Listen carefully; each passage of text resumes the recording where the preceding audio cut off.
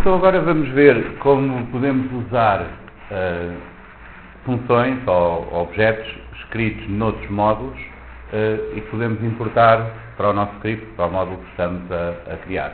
Portanto, será uma coisa parecida com o que vimos com as funções. Vamos encaixar várias funções para fazer um programa, mas podemos ter essas funções separadas em vários módulos e depois usá-las no nosso programa. E isso inclui também outros módulos que foram feitos por outras pessoas, bibliotecas de funções, que nós também podemos aproveitar. Para perceber isso, primeiro vamos ver os espaços onde os nomes existem, estes namespaces e o âmbito em que cada nome pode ser usado. Portanto, onde é que cada nome existe e pode ser acedido. Depois vamos ver como podemos importar nomes de outros ficheiros para o nosso e com isso depois podemos usar todas as bibliotecas disponíveis no Python.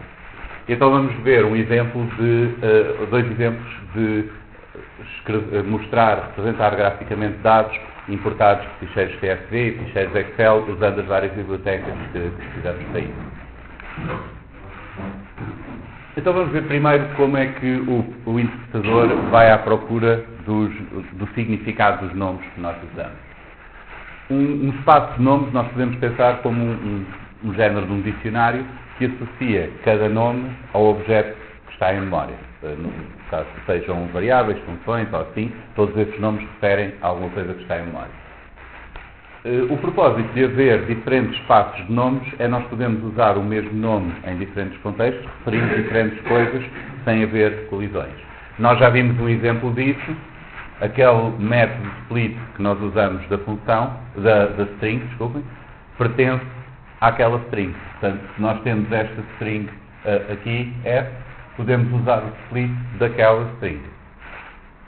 O split sem nada não existe. O Python não sabe o que é. E o split de outra string vai usar os dados da outra string. Portanto, dentro de cada um daqueles objetos tem o seu próprio espaço e usa os seus próprios valores. Por isso temos métodos diferentes em listas, em dicionários, em strings e o interpretador sabe onde ir buscar aquelas funções.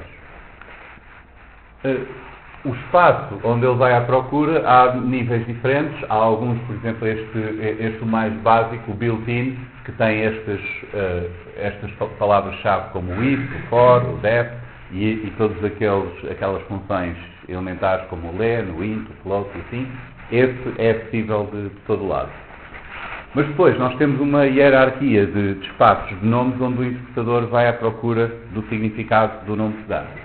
Primeiro vai à procura no espaço de nomes local, que esse é aquele que está, por exemplo, dentro da mesma função.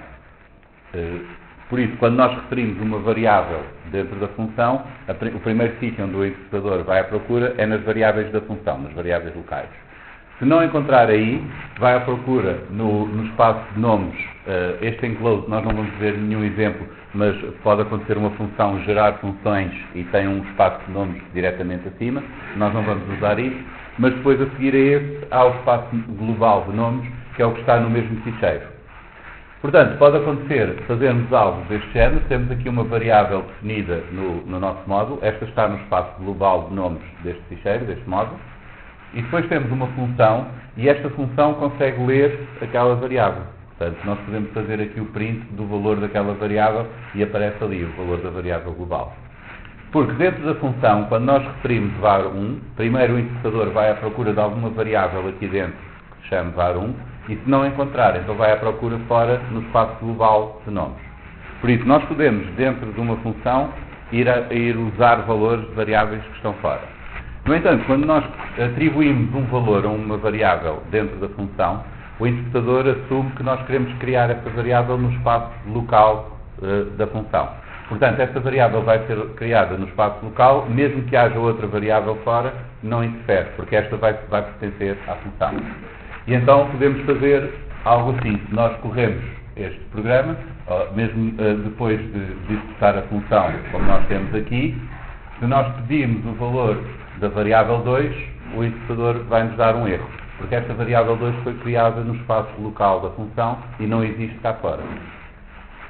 Se nós dermos um valor diferente à variável 1, quando corremos a função, aquele primeiro print vai imprimir este valor, porque aquela variável 1 não existe na função, então o interpretador vem à procura cá fora.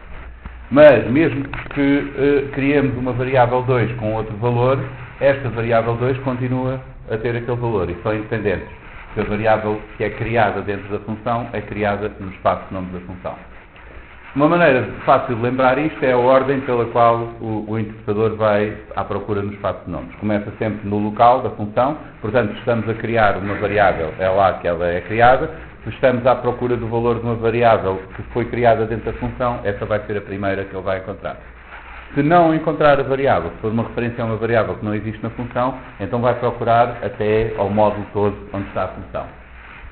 Se não encontrarem nada disso, vai sempre ao built-in, que são aqueles nomes que ele tem aqueles nomes de base, não é? Como o len, o int, o for, essas coisas todas, aquelas palavras-chave, ele sabe sempre quais são em qualquer contexto.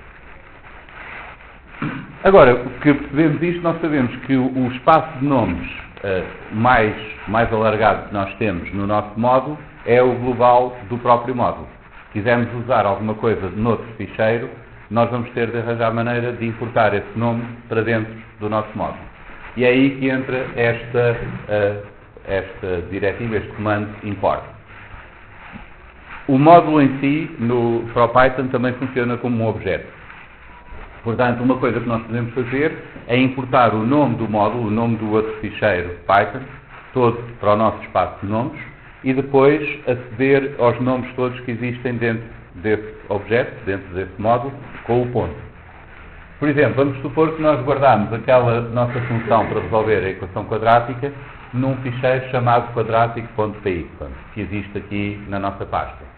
Se nós fizermos import quadrático, o interpretador vai ler aquele ficheiro, vai executar tudo o que lá está e vai criar este objeto chamado quadrático, que é o objeto que contém todo aquele módulo e contém tudo o que está no módulo, incluindo a função que nós criamos. Portanto, se quisermos usar aquela função salto quadrático que pertence ao módulo quadrático, podemos importar o módulo e depois usar a função salto quadrático, ou os argumentos que quisermos, que está dentro do espaço de nomes do módulo. Então pomos o nome do módulo, ponto, e a função que está lá. Desta maneira nós podemos importar código de qualquer outro ficheiro, ou que esteja instalado nas bibliotecas do Python, aí não precisa de estar na nossa pasta de trabalho, porque o interpretador sabe onde encontrar, ou então que esteja na nossa pasta de trabalho e aí podemos ir buscá-lo assim. Como nós importamos o módulo em si, este nome, salto quadrático, usado desta maneira, vai dar um erro, porque não pertence ao espaço de nomes do nosso módulo, está dentro do espaço de nomes daquele módulo. Portanto, se queremos usar a função salto quadrático do módulo quadrático, temos que pôr quadrático.salto quadrático para dizer que é a função que pertence a esse módulo. Uma alternativa é se nós queremos só aquela função, não queremos o resto do módulo, podemos importar aquele nome diretamente para o nosso espaço de nomes do nosso módulo. E então podemos fazer assim, from quadrático, dizemos de que módulo é que ele vai buscar a função, import salto quadrático. E então importamos aquele nome, aquela função, para poder usar como se estivesse no nosso módulo. E agora está no nosso espaço global de nomes e podemos usá-la diretamente assim. Outra opção, também muito usada, é importar um módulo e dar-lhe uma alcunha. Isto pode acontecer por duas razões. Uma é que pode ter um nome grande e nós não queremos estar sempre a escrever esse nome, porque vamos usar muitas funções desse módulo. Outra é porque podemos ter uma coisa qualquer no nosso módulo que já tem esse nome e não nos dá jeito de ter, não podemos ter as duas com o mesmo nome. Então temos a possibilidade de pôr aqui um alias, importamos o quadrático, mas aqui dentro ele vai se chamar QD, por exemplo. E agora usamos sempre QD, ponto, qualquer coisa, quando queremos usar uma função daquele módulo. Isto serve para os módulos que nós criamos, portanto, permite-nos organizar o código de uma maneira mais prática e pelo menos, que faça mais sentido se nós separarmos certos tipos de funções utilitárias em módulos diferentes. E permite-nos também usar outros módulos de muitas bibliotecas que o Python tem. A razão pela qual eu recomendei que instalassem o Anaconda é porque já instala muitos desses módulos. Se vocês instalarem simplesmente o Python, muitas destas coisas depois não têm. Aquilo que nós vimos de manhã tem, porque esse é o básico do Python, mas depois todas estas bibliotecas extra não têm. O Anaconda é prático porque instala todas de uma vez. Para fazer o plot, nós vamos usar este módulo, o pyplot da biblioteca matplotlib, e como isto tem um nome comprido, matplotlib.pyplot, o mais conveniente é dar-lhe uma alcunha, e esta o PLT é que normalmente se dá. Portanto, sempre que forem ver, procurar exemplos do PyPlot, vão encontrar lá a alcunha PLT. Portanto, desta maneira, nós temos aqui um objeto chamado PLT no nosso espaço de nomes, que tem todas, é o módulo do PyPlot e, portanto, podemos usar todas as funções que estão lá associadas.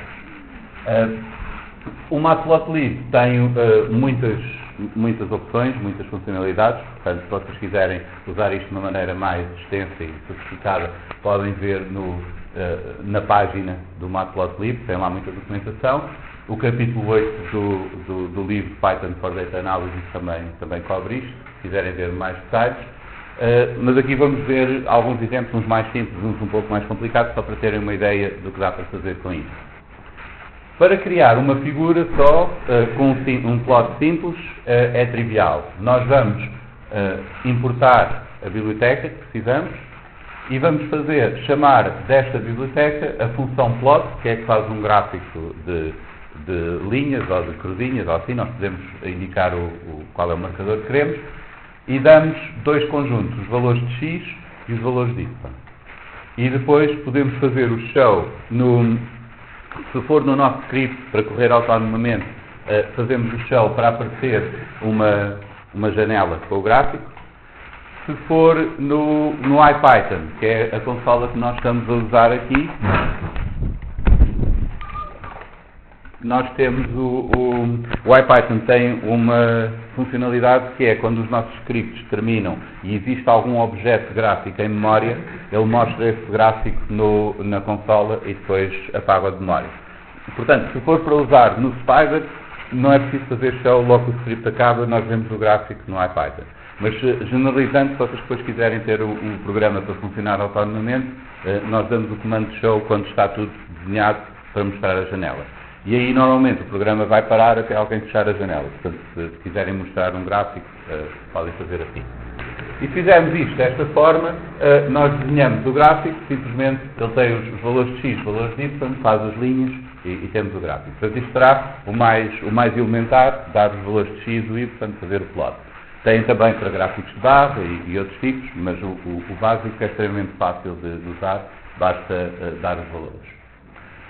Então vamos ver um exemplo um bocadinho mais sofisticado disto. Vamos fazer os gráficos da taxa de infecção de tuberculose em vários países, a partir de um ficheiro que temos um ficheiro CSV, que tem estes campos, o nome do país, os códigos ISO 2 e ISO 3 do país, um código numérico também, uma região da Organização Mundial de Saúde, depois temos o ano, temos a população estimada e depois temos aqui a taxa estimada de infecção de tuberculose por 100 mil habitantes.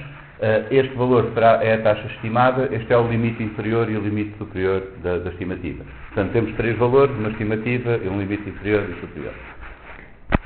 O que vamos fazer é ler este ficheiro CSV, extrair os dados que nos interessam para o país que nós queremos. Notem como isto está, um país pode ter muitas linhas para muitos anos, e depois tem outro país, portanto está tudo seguido na tabela. Nós vamos precisar de extrair para o país que nós queremos os anos todos, e vamos tirar estes valores, que são os três valores da estimativa da infecção por tuberculose nesta população.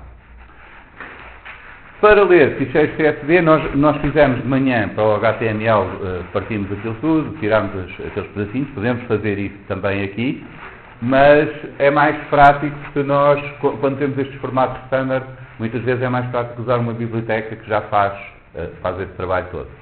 Então aqui podemos usar esta biblioteca CSV para ler ficheiros CSV, vamos importar a biblioteca, vamos abrir o ficheiro para leitura e guardar o objeto que dá acesso ao ficheiro. Portanto, neste caso, não vamos ler as linhas todas e depois processar, vamos guardar o objeto, porque depois quem vai fazer o processamento é esta função reader do módulo CSV, que recebe aquele objeto que dá o acesso ao ficheiro e vai ler o ficheiro todo e processá-lo. E aqui nós temos várias opções. Podemos indicar qual é o caractere que está a ser usado no ficheiro para delimitar strings, portanto, neste caso são as aspas, aqui, por isso indicamos que este quote char é as aspas. O delimitador, que é o caractere que separa os vários campos, temos de especificar também, que é a vírgula. E depois temos aqui também opções para a conversão de valores. Neste caso, ele vai considerar que aquilo que não for numérico é como se estivesse em citações, em aspas, portanto guarda como string, mas o que for os campos numéricos converte para número. Desta maneira nós temos aquela conversão automática que podemos estar a fazer nós o float. Estas coisas, isto é o tipo de coisas que convém sempre ir ver à biblioteca, ver alguns exemplos, como é que se usa para saber estes argumentos da função. Porque isto são funções específicas para fazer este trabalho, não é? Ler CSV, ler Excel ou assim, e então tem aqueles argumentos específicos, não vale a pena nós estarmos a memorizar.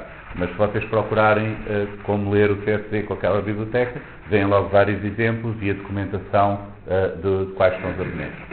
Portanto, sempre que vamos usar uma destas bibliotecas aqui, vamos ver como é que isto funciona.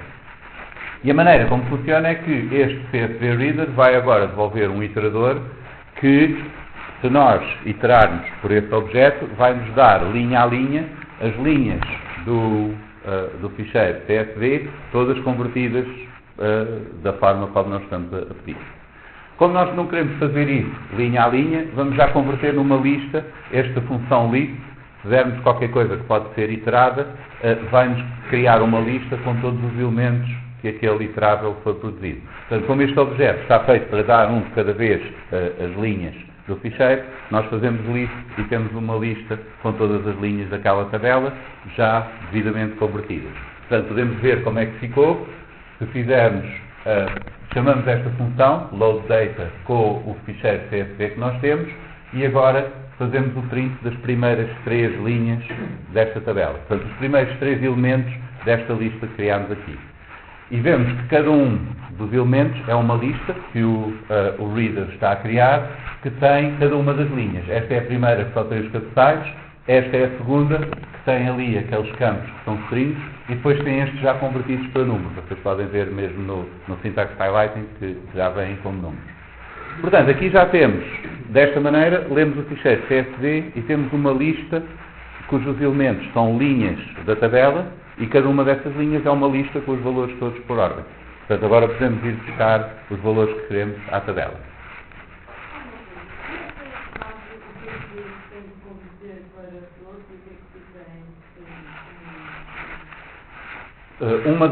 Uma das indicações é aqui o que está com as aspas. Mas além disso ele pode tentar converter e se não converte fica com string. Portanto, o próprio reader faz isso. Se o que está lá é um número e ele consegue representar em número, fica como número. Aquele plano de float não numérico, quando converteria tudo para float, não? Tudo naquela linha. Não, o que é não numérico fica em string. Portanto, fica como se fosse em quote. Há várias opções que podemos pôr ali para controlar isso, mas a ideia aqui é que ele deixa estes em string e os outros que consegue converter põe em float. Claro que pode acontecer, agora isto temos de ver em detalhe com o ficheiro, porque, por exemplo, pode haver números de telefone que nós não queremos converter para número e então temos de fazer de maneira que ele não converta e depois fazer à mão ou qualquer coisa assim, não é? Agora depende de cada caso. Neste caso funciona bem assim, há outros que pode não funcionar. Okay?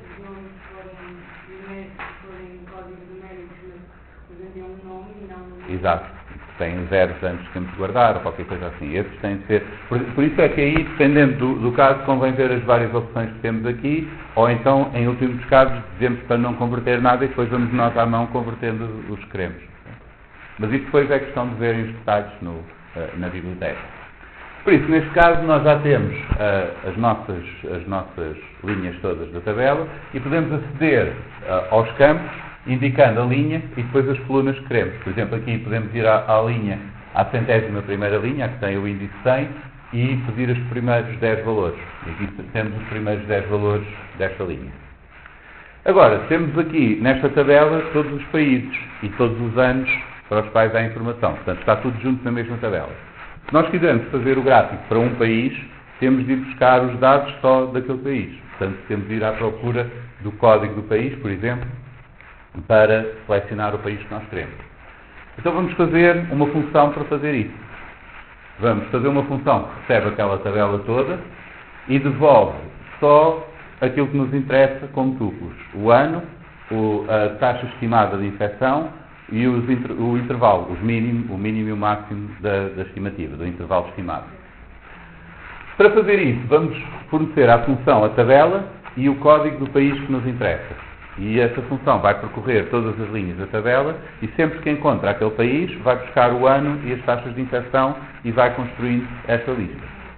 Portanto, começamos aqui com a lista vazia dos dados para o país que nos interessa. Para cada linha da tabela, uma linha da tabela é um elemento desta lista, portanto será uma destas listas que corresponde a uma linha. Vamos ver se o terceiro elemento é igual ao código, porque o terceiro elemento é o código de 3 letras do país. Portanto, o terceiro elemento é o elemento de índice 2, lembrem-se sempre que começa a 0. Se for igual ao código, então vamos acrescentar na nossa lista um tuplo que vai ter o ano, a taxa estimada de infecção, o mínimo e o máximo do intervalo. Vamos saltar aqui a população. Então temos o elemento de índice 6, de índice 8, 9 e 10, o sexto, o oitavo, o nono e o décimo, portanto o de índice 5, 7, 8 e 9, é o que vai compor o nosso tuplo que vamos pôr na lista. Portanto, quando fazemos isto, por exemplo, para Portugal, vamos obter aqui uma lista de tuplos com os valores todos para os vários anos, e se examinarmos, por exemplo, os primeiros 5 elementos desta lista, temos estes 5 tuplos, que são o ano e as taxas estimadas para esse ano, outro ano e assim por diante. E isto são os valores só para Portugal, porque a função foi verificar se o código correspondia ali a PRT. Por isso, desta maneira, nós já temos uma função que lê o CSV todo para a memória, como veem, são só 4 linhas de código aqui. Depois temos outra que extrai desta tabela em memória o país que nós queremos. Também é bastante simples. Se nós formos compondo o problema em pedaços pequenos, conseguimos facilmente implementar cada um. E cada vez que fazemos uma destas, simplifica-nos o trabalho a seguir. Agora, o que nós queremos para fazer o gráfico é pegar numa lista com estes valores e uma lista com o valor que queremos tratar. Por exemplo, se quisermos fazer o gráfico da taxa de infecção estimada, precisamos de uma lista com a primeira coluna, portanto com o primeiro elemento de cada um destes tuplos, e uma lista com o segundo elemento de cada um destes tuplos, para fazer o plot com o x e o y. Também podemos fazer uma função para isso. Vamos generalizar, vamos supor que temos os nossos dados são sempre uma lista de tuplos e nós queremos obter uma lista só com uma das colunas, portanto, o elemento de um certo índice de cada um dos tuplos. Esta função recebe a lista de tuplos todos, esses dados, e o índice daquele que nós queremos, começa com uma lista vazia e depois, para cada um daqueles tuplos nos dados, vai pôr naquela lista o elemento com o índice que nós queremos. Portanto, se o índice for 0, foi o primeiro elemento de cada um dos tuplos e cria uma lista com o primeiro de cada um. Se o índice for 1, faz isso com o segundo. E desta maneira, nós conseguimos, por exemplo, tirar dos nossos dados só os anos. O ano é sempre o primeiro elemento de cada tuplo, então convertemos isso numa lista e temos aqui os anos todos para os quais temos dados. Se quisermos a taxa estimada de infecção, é o segundo elemento de cada tuplo e temos aqui essa lista. Já agora, isto pode ser feito de uma maneira mais simples em Python, que é usando esta função zip, que faz precisamente isto. Recebe como argumentos um conjunto de... os vários argumentos são conjuntos e vai devolver uma lista com o primeiro elemento de cada um dos argumentos, o segundo de cada um dos argumentos e assim por diante. Se nós usarmos este asterisco aqui nos argumentos, o que isto faz é desempacotar uma lista em vários argumentos e podemos usar o zip para fazer isso. Mas isto aqui é um pouco confuso, porque a maneira como o zip funciona em si não é muito intuitiva, portanto vamos ignorar esta parte. Isto é só para vos dizer que muitas destas coisas em Python há uma maneira mais rápida de a fazer, mas pode ser confusa se nós não soubermos bem como funciona. Portanto, vamos usar aqui a forma que é mais intuitiva, fazendo um de cada vez, vamos buscar aqueles elementos e geramos a lista, assim é fácil de perceber o que é que o programa está a fazer, e agora vamos usar essa função na nossa função que faz o plot.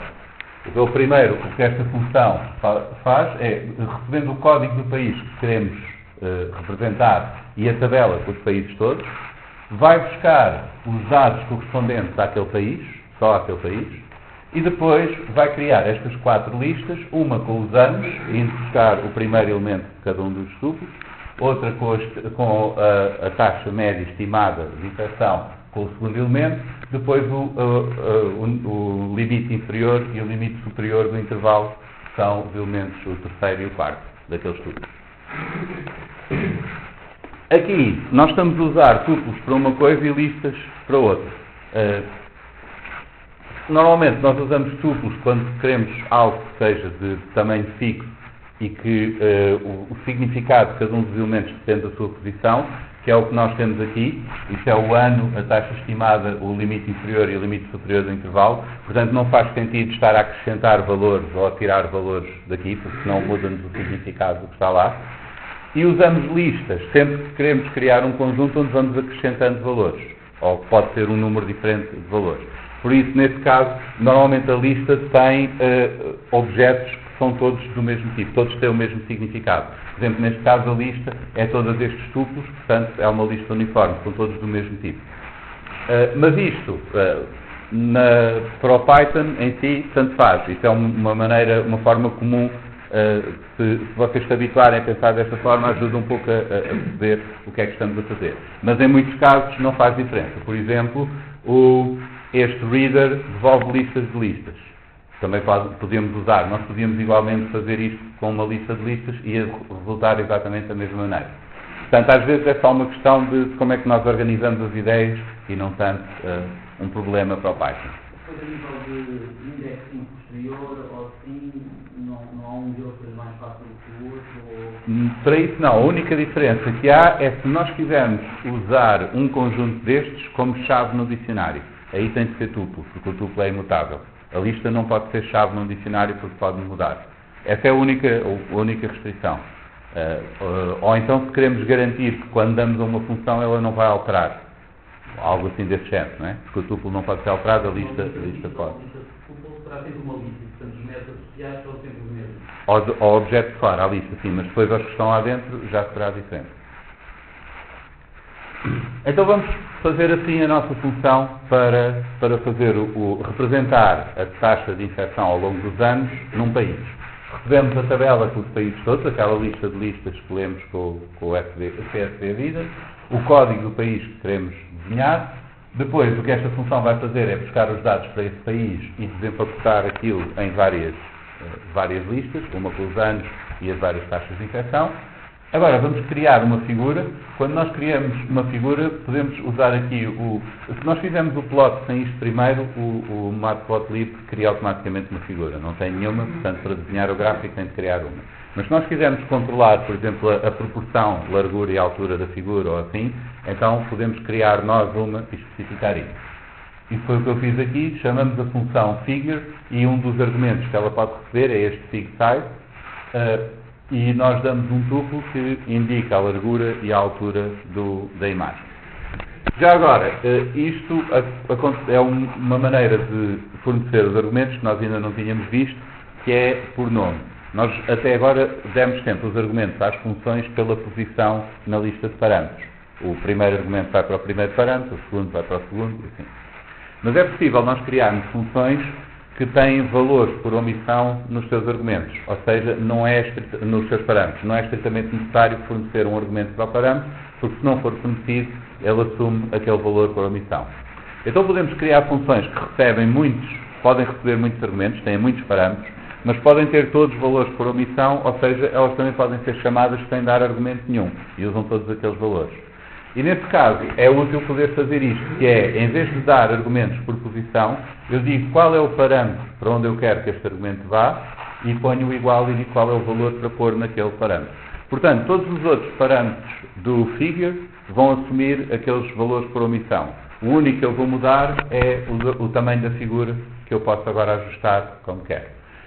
E isto acontece muito em Python, é muito frequente termos funções que podem receber muitos argumentos e nós só alteramos aqueles que nos dá jeito de alterar, o resto fica tudo com os valores por omissão.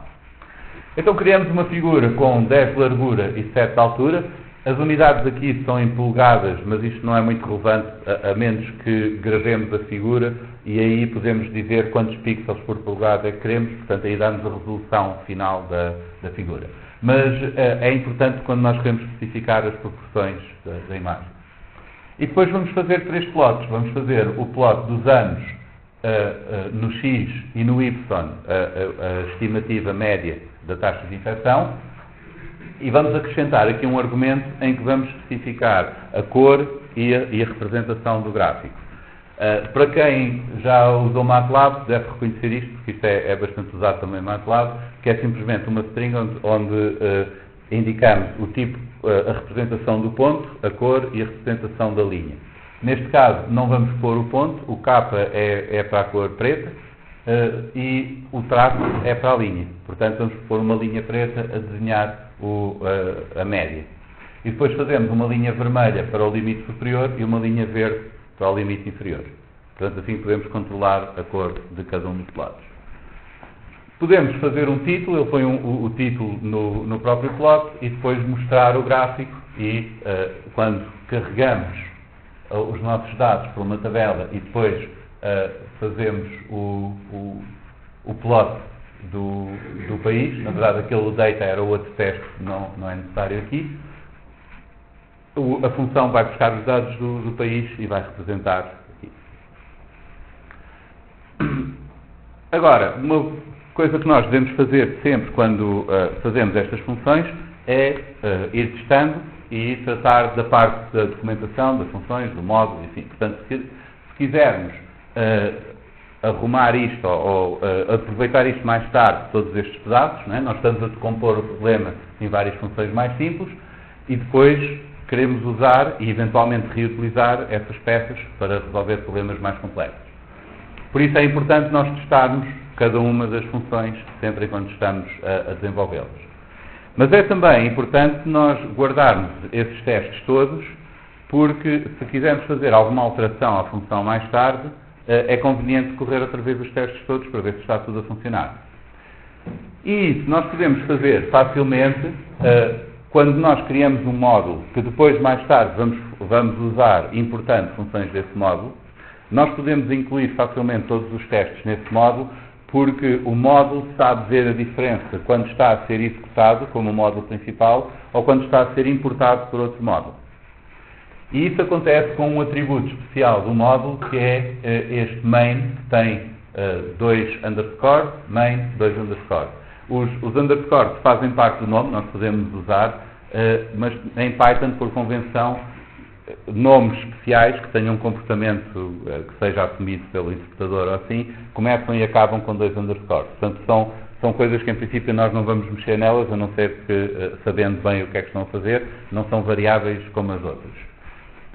E nós temos esta variável name, com esses underscores, que também, 2 underscores no início e 2 underscores no fim, que é criada pelo próprio interpretador, existe em qualquer módulo, que tem o valor main, underscore, underscore, main, underscore, underscore, quando o módulo está a ser executado, quando batemos F5 naquele módulo, mas quando é importado por outro módulo, tem o nome do ficheiro, onde está, o nome pelo qual está a ser importado, portanto, o nome do ficheiro .py. Assim, nós conseguimos fazer uma bateria de testes que só é executada se o módulo for o módulo principal. Ou seja, nós fazemos as nossas alterações, fazemos F5 e aqueles testes são todos executados. Mas depois, quando estamos a usar as funções importando para o outro lado, esses testes não são executados, o que dá jeito, porque depois, na utilização normal, não queremos estar sempre a executar os testes. Então, podemos fazer isto no fim do nosso módulo. Se o nome do módulo for este main, com os 2 underscores, este nome especial, então vamos carregar este ficheiro, vamos fazer estes prints, só para ver se a tabela está certa, vamos buscar os dados de Portugal e fazer o print para ver se tem os dados corretos, e depois vamos fazer o plot, vamos testar a outra função também e fazer o plot. E aqui podemos ter vários testes que nós queiramos fazer, e isto só é executado se nós aferirmos o ficheiro e fizermos F5 ou corremos diretamente aquele script. Quando o módulo for importado, o seu nome já não vai ser main, vai ser o nome do ficheiro em que nós gravamos. Portanto, aí isto já não é executado. E assim podemos ter isto no fim do ficheiro e temos uma maneira prática de fazer a bateria de testes sempre que precisar. Podemos também acrescentar documentação ao nosso módulo, em que nós explicamos o que é que o módulo vai fazer e podemos dar até alguns exemplos de como usar. Assim, qualquer pessoa pode importar este módulo, depois fazer help com o nome do módulo e ver esta documentação. E assim tem uma ideia do que é que está lá no módulo e como é que se usa as funções que estão lá no módulo. Depois também pode pedir help para cada uma das funções e ver a documentação da função. Portanto, podemos ter esta documentação no início do módulo, exatamente como fazemos no início da função. Notem que pode haver aqui umas linhas antes, por causa daquela do UTF-8 ou assim. Essas podem deixar, põem a string de documentação logo a seguir. Aliás, quando vocês criam um novo módulo no Spider, ele automaticamente faz isso. Cria lá uma string com documentação que depois nós podemos preencher. Agora, como é que nós usamos o módulo? Noutro sítio qualquer, noutro módulo, na consola ou assim, nós gravamos tudo isto. Portanto, isto é o início, depois temos as nossas funções por aqui abaixo, no fim temos até os testes todos. Se nós abrimos isto com o Spider e fizermos F5, ele corre os testes todos. Mas, se nós quisermos usar a função do outro lado, por exemplo, da consola diretamente, podemos fazer import o tvplot, que é o nome daquele ficheiro, tvplot.py, e depois podemos pedir ajuda acerca do módulo e vemos a documentação que nós pusemos aqui. Portanto, isto é a descrição do módulo, os exemplos que demos, etc. E se fizermos o import, importamos do tvplot, por exemplo, estas funções, load data e plot country, depois podemos usá-las para fazer o gráfico, carregar os dados que quisermos e fazer o gráfico, e quando fazemos assim, quando fazemos isto para usar o módulo, aqueles testes todos não são feitos, portanto não nos vai aparecer os prints, nem o gráfico, nem assim dos testes, porque quando o módulo é importado, não vai ter este nome main, vai ter o nome tvplot neste caso, e então isto não é executado. Portanto, isto é uma forma simples de incluírem no próprio módulo os testes. Uma alternativa é fazer, ao contrário, fazer um módulo só para testes, que importa as funções que queremos testar e corre os testes todos. Essa também é outra maneira como podem fazer, e aí, nesse caso, quando querem fazer os testes, abrem o módulo dos testes, executam, e ele testa as funções do outro módulo. Qualquer das duas maneiras é prática, podem usar. O importante aqui é lembrarem-se que é útil guardar os testes todos, porque assim, se tiverem de fazer alguma alteração, é fácil de verificar se está tudo a funcionar. Não têm de estar a fazer os testes manualmente. E às vezes pensar nos testes dá bastante trabalho. Existe uma framework para testes unitários no Python, se alguém quiser fazer isto mais a sério, que ainda tem mais funcionalidades. Mas há sempre aqui um trade-off, que é quanto mais poderosa for a ferramenta, mais tempo demora a aprender. Portanto, desta maneira é fácil para fazer os testes que precisam e dá para o mínimo. Se for uma coisa mais extensa, podem começar a ver as outras ferramentas que há. Enfim, há mais coisas para isto. Então vamos ver um exemplo um bocadinho mais complicado do que este, em que vamos fazer uma animação. Nós temos vários ficheiros Excel ali do site do Gapminder, não sei se conhecem, se não conhecem, recomendo, que tem indicadores como população, produto interno bruto, esperança média de vida, coisas assim, para muitos países diferentes. E estes indicadores vêm em ficheiros Excel, que tem aqui na primeira coluna o nome do país, depois uma coluna por ano, e para cada país tem o valor do indicador para cada ano, ou então uma célula vazia, porque podem não ter dados. Portanto, cada indicador está numa folha Excel e tem por país e por ano para todos os países. Agora, isto cria-nos aqui já um problema, que é a ausência de valores em alguns casos. Portanto, da outra vez era simples, criávamos uma tabela com os anos e os valores. Mas se há anos onde temos buracos, então essa tabela depois já não é prática para usar assim. Mas aí podemos usar dicionários. Podemos ter um dicionário com o ano-valor e depois não interessa se há buracos ou não, conseguimos sempre ir buscar o valor do ano. Portanto, vamos organizar isto como dicionários. Mas o objetivo aqui é pegarmos nestes indicadores, esperança média de vida, população e PIB per capita, e vamos criar um gráfico para mostrar como os países vão evoluindo ao longo do tempo, em que temos o produto interno bruto no eixo X, a esperança média de vida no eixo de Y e representamos a população pela área dos círculos. E assim conseguimos ver como é que é a evolução. Neste caso, dá para ver, por exemplo, aqui a China aumentar primeiro a esperança de vida e depois o produto interno bruto. O produto interno bruto está em escala logarítmica porque tem uma variância muito grande, senão não conseguíamos ver bem. E podemos ver a forma como evoluiu ao longo do ano. E ali em cima, está pequenino, mas não sei se conseguem ver, temos o ano a passar. Portanto, a ideia é criar uma animação destas. Para isso vamos ter de fazer as imagens todas dos gráficos e depois juntar num GIF, neste caso, num GIF animado. Então vamos ver primeiro como é que nós vamos organizar os dados. Temos de pensar como é que vamos guardar aquela informação. Temos os dados por país, para cada país temos o indicador por ano, mas temos buracos nos anos. Há anos em que não aparecem. Então não pode ser simplesmente uma lista com os valores todos para todos os anos. Portanto, a melhor maneira é, para cada país, vamos fazer um dicionário de ano-valor. Para aquele ano teve aquele valor, para aquele ano teve aquele valor. Se faltar algum ano, simplesmente não está no dicionário, mas o dicionário mantém a correspondência de cada valor para o seu ano. Então vamos ter um dicionário, será este, para cada país. E agora vamos guardar isso tudo, esses dicionários todos, num dicionário maior, superior, em que as chaves são o país. Portanto, vamos ter um dicionário de dicionários. Temos um dicionário que tem os países como chave, e o valor associado a cada um dos países é um novo dicionário que tem os anos como chave e o indicador como valor. Num dicionário, a chave tem de ser imutável, mas o valor pode ser qualquer coisa. Portanto, podemos organizar as coisas em árvore, fazendo dicionários de dicionários.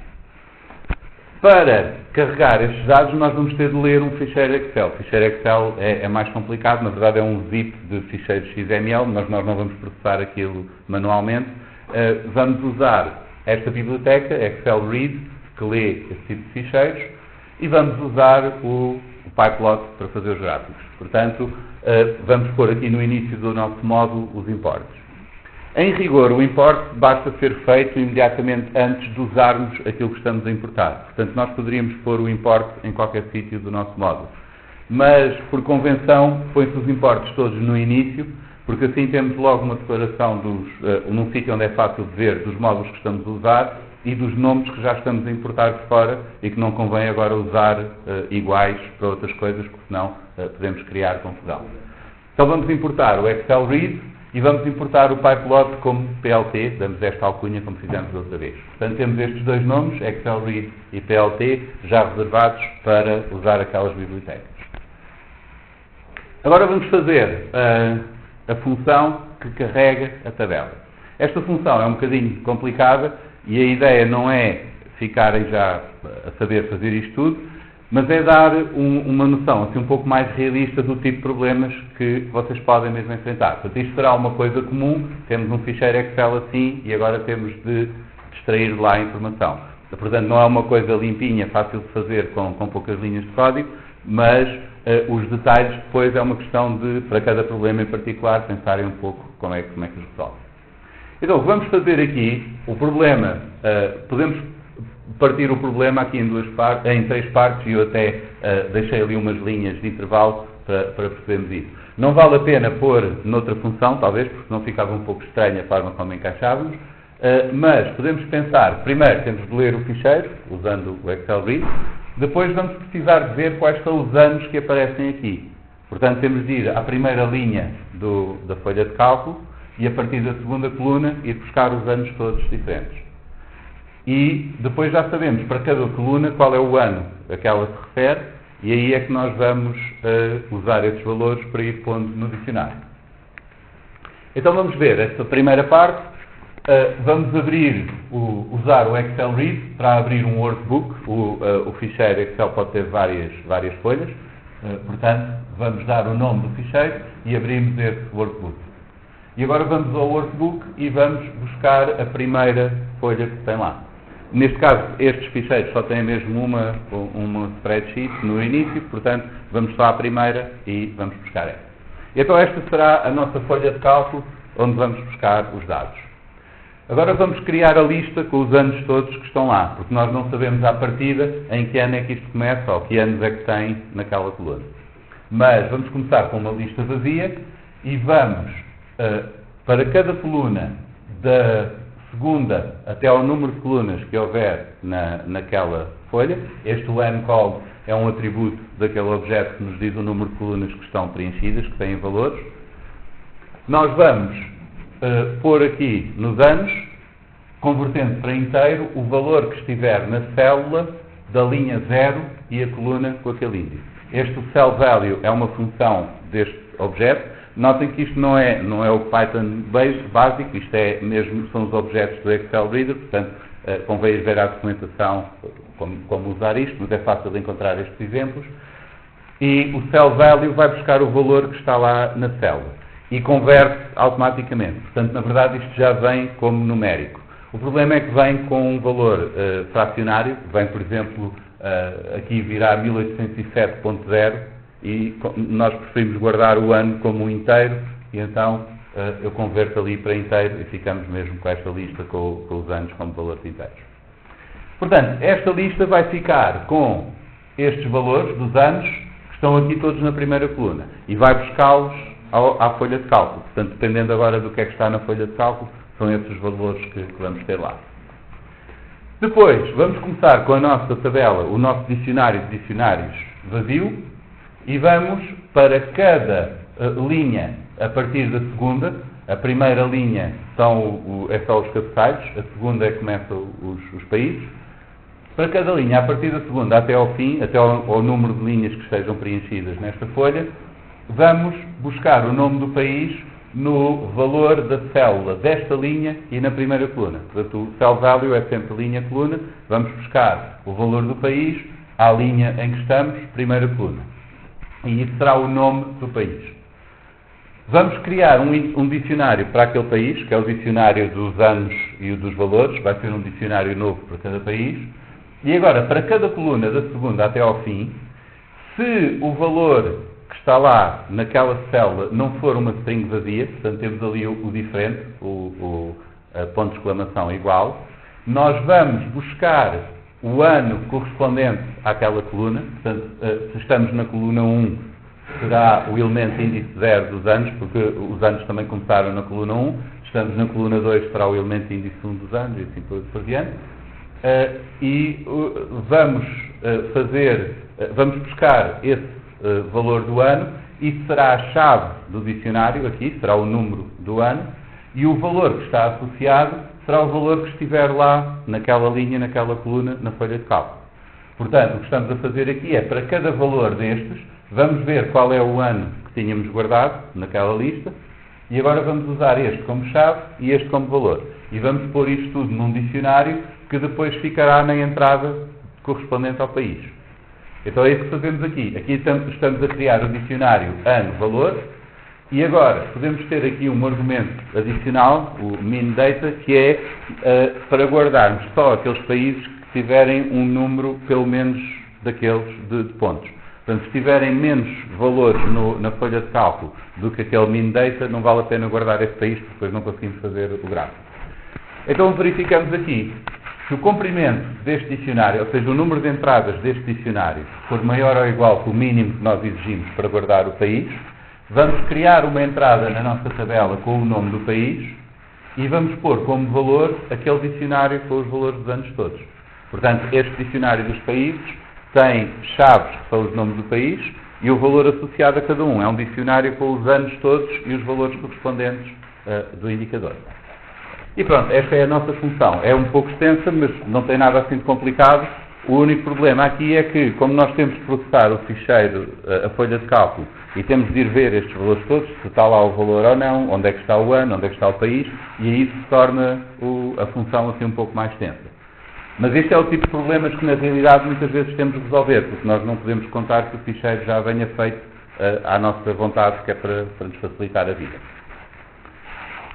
Portanto, resumindo, lemos o ficheiro, lemos a lista com todos os anos e depois, para cada linha, vamos criar o dicionário com os anos e os valores e depois guardamos isso na entrada do outro dicionário maior correspondente àquele país.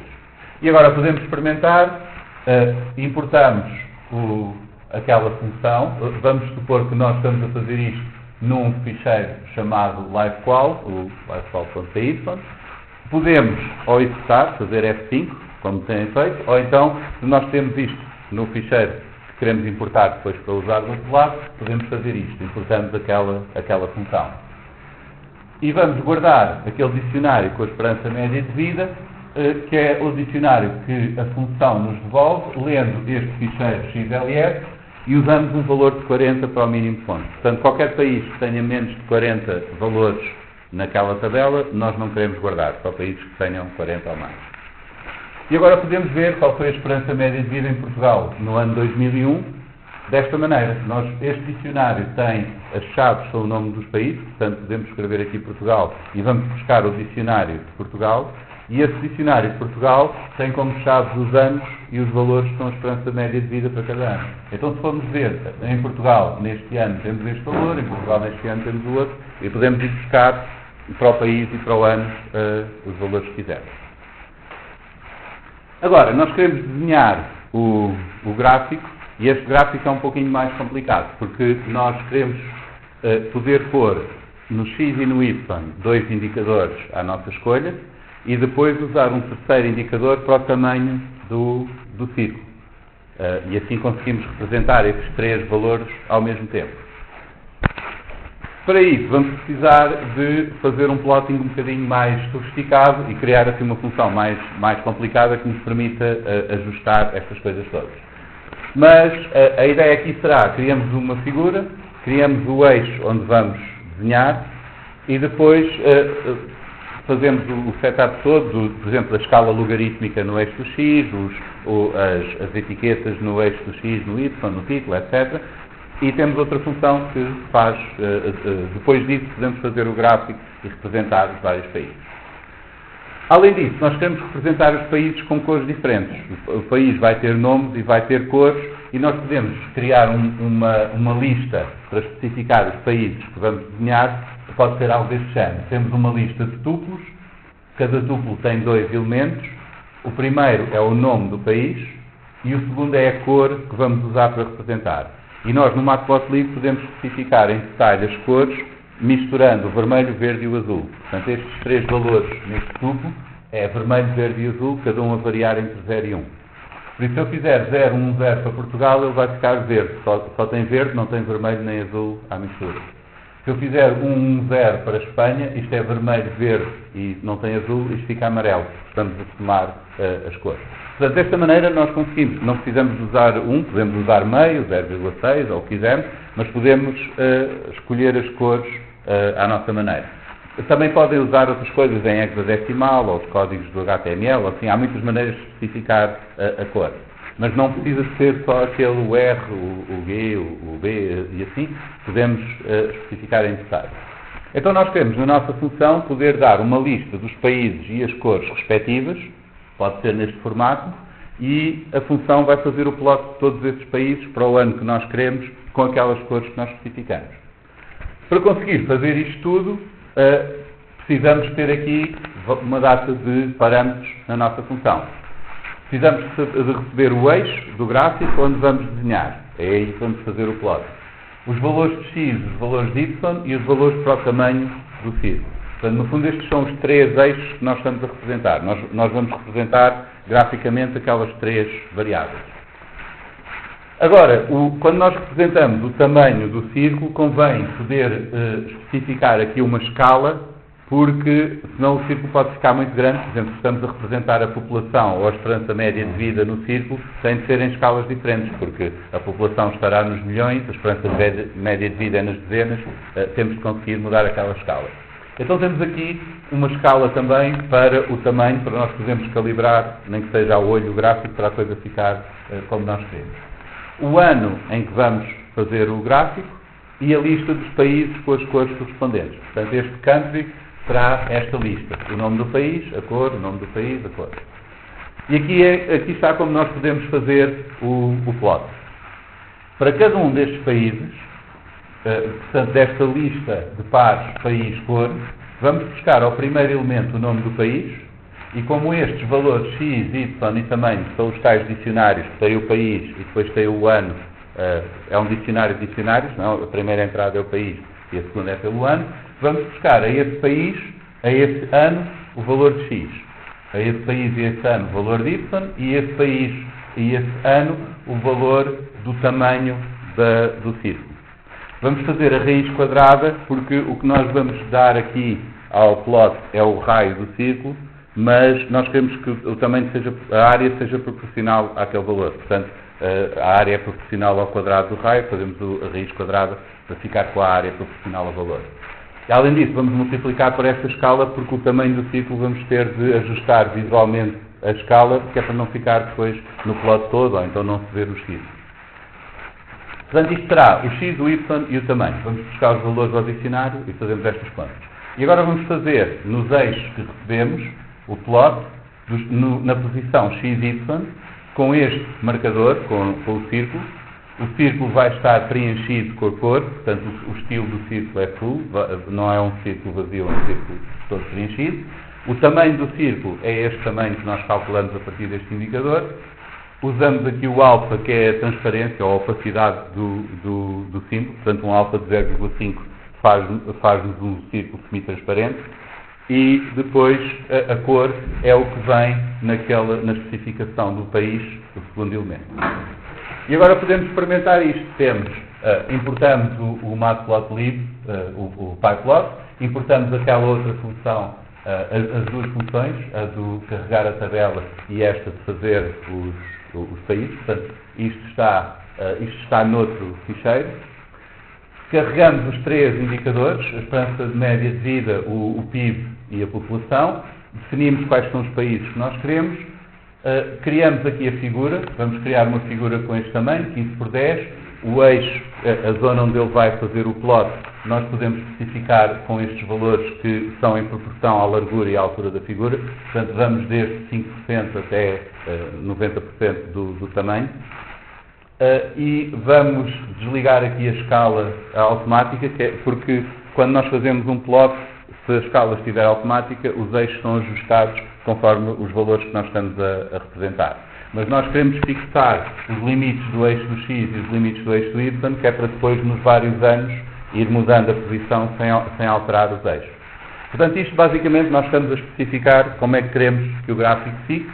Queremos também que a escala do x seja logarítmica. E vamos pôr estas labels, este texto, no eixo do x e no eixo do y. Nada disto vale a pena memorizar, porque isto, quando vocês quiserem fazer um gráfico mais complicado, vão ver a documentação ou os exemplos e estão lá estas funções. Portanto, isto são tudo métodos deste objeto dos eixos que nós podemos usar para controlar o aspecto gráfico como quisermos. Depois de ter isto tudo, mandamos a outra função desenhar estes países nestes eixos, quando isto já está tudo fixo, as escalas e assim, e aí podemos ver o gráfico. Claro, se fizermos isto para 1960, vamos ter aqui um erro interessante. Nós corremos o programa e aparece-nos isto na consola, a dizer que temos aqui, nesta chamada à função, Circle Country, houve um erro dentro da função na linha 33, quando viemos buscar aqui, e este erro é um key error para o 1960. Ou seja, quando nós fomos buscar aqui a este dicionário deste país, o ano 1960, deu-nos um erro porque não existe 1960 para aquele país. Isto era uma coisa que nós já desconfiávamos que podia acontecer, porque sabíamos que faltava valores lá no gráfico e até foi por isso que criámos o dicionário. A maneira de resolver isto, para já, isto é o exemplo do tipo de erros que o Spider dá e convém sempre, ou que o Python dá, e convém sempre nós lermos o que é que está lá, porque isso ajuda-nos a encontrar o sítio onde ocorreu o erro e o que é que foi o erro. E a maneira clássica, normal de resolver isto em Python é, nesta função dos países, nós temos que decidir como é que vamos responder a este erro. Não dá jeito que o programa pare, porque depois não conseguimos fazer mais nada. Mas neste caso, o que queremos fazer é, se houver um erro, então simplesmente não se desenha aquele país naquele sítio.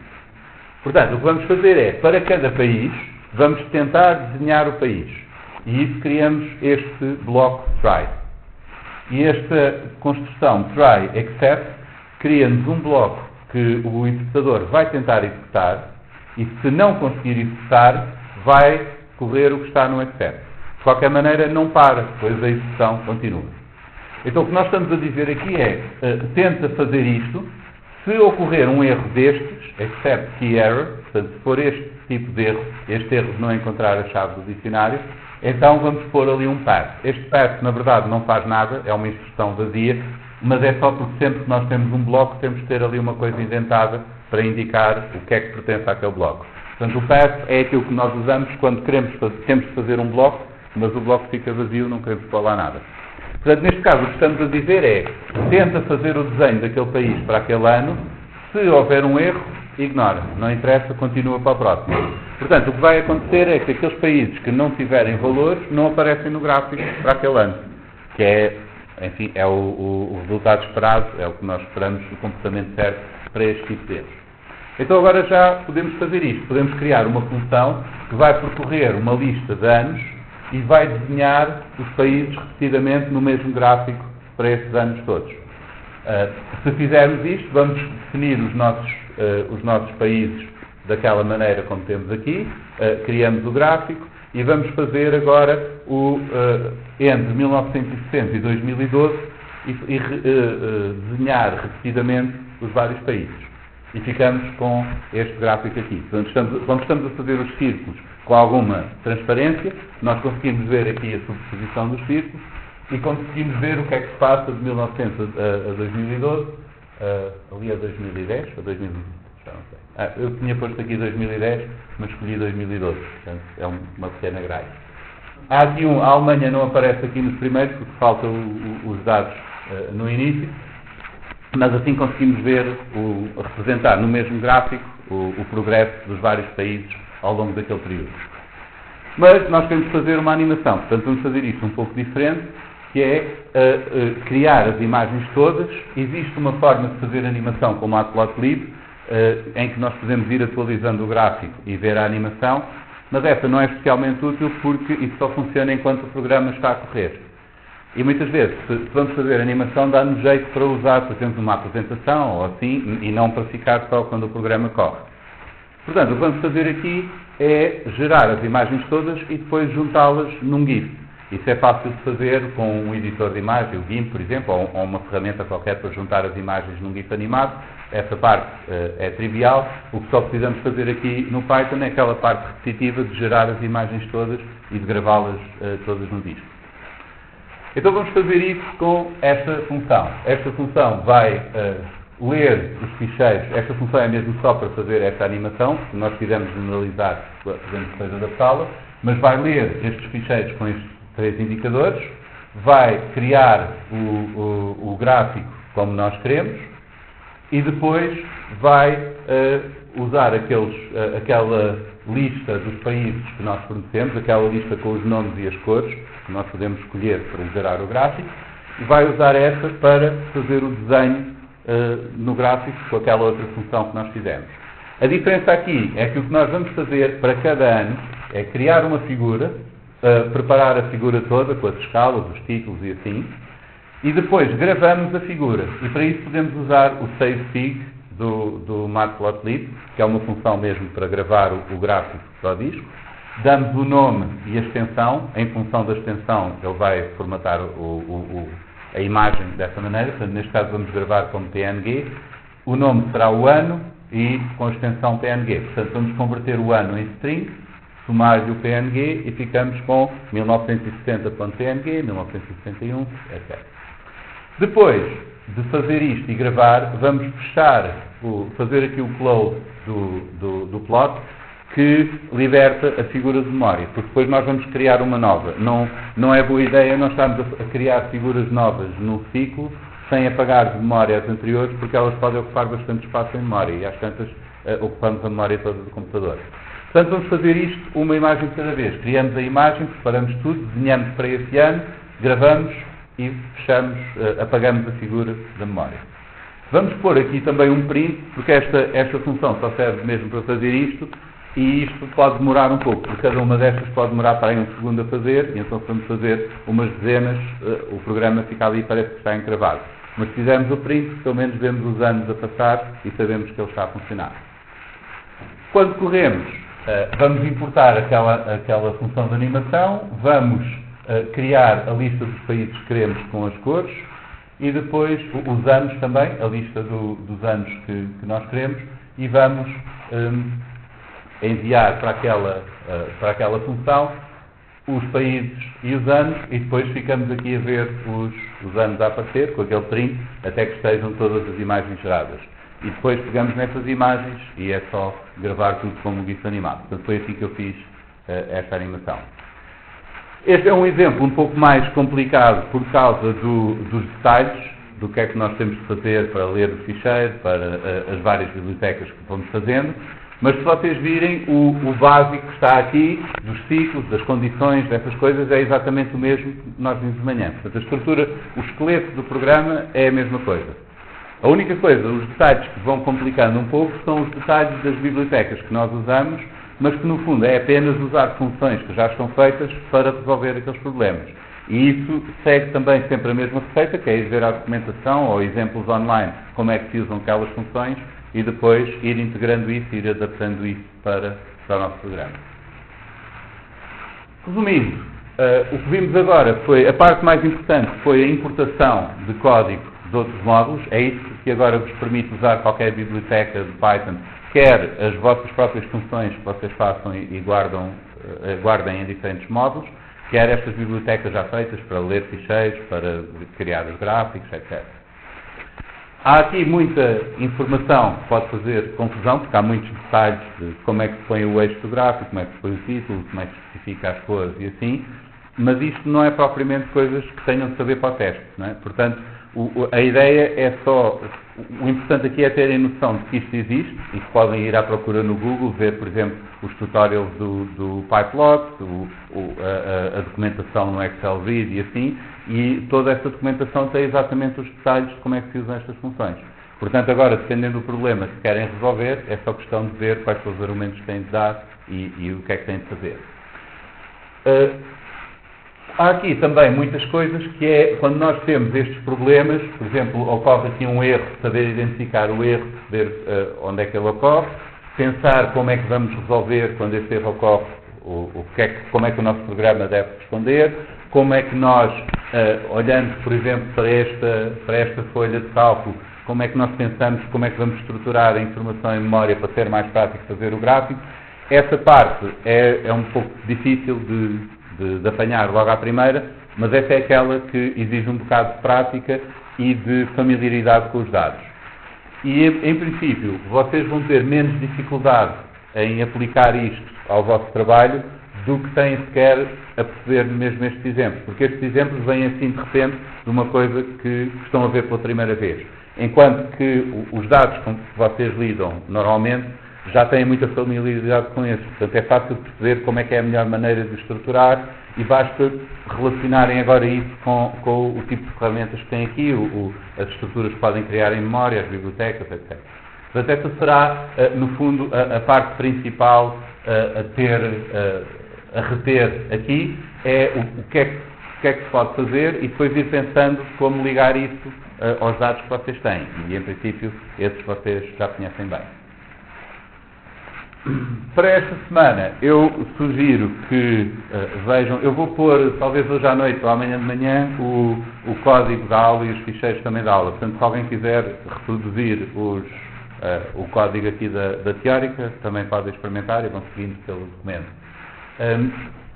Mas podem ir praticando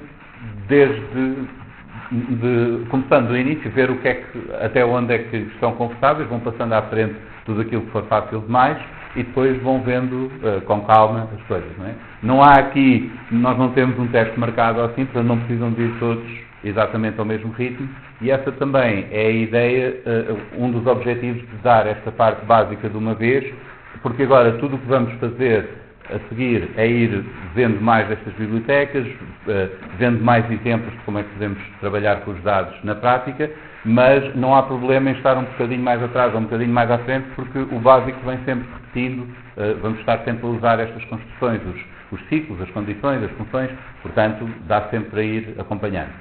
E se começarem a ganhar prática de perceber o código, depois é muito fácil de aproveitar o que já está feito, porque é muito fácil de encontrar exemplos de muitas destas coisas e depois adaptar para o que vocês precisam. Portanto, recomendo que vão praticando, se tiverem tempo. Tem aqui também mais, isto é opcional, mas se quiserem saber mais sobre o funcionamento da consola e algumas funcionalidades daquele do IPython, podem dar uma olhada aqui no capítulo 3, tem alguns comandos específicos da consola. E se tiverem já alguma ideia do que é que querem fazer com este curso, pelo conhecimento aqui neste curso, eu pedia que me mandassem uma descrição durante esta semana para eu depois, para a última sessão, poder adaptar um pouco a parte teórica ou as demonstrações que faço mais de acordo com o que vos interessa, em vez de estar a usar exemplos antigos.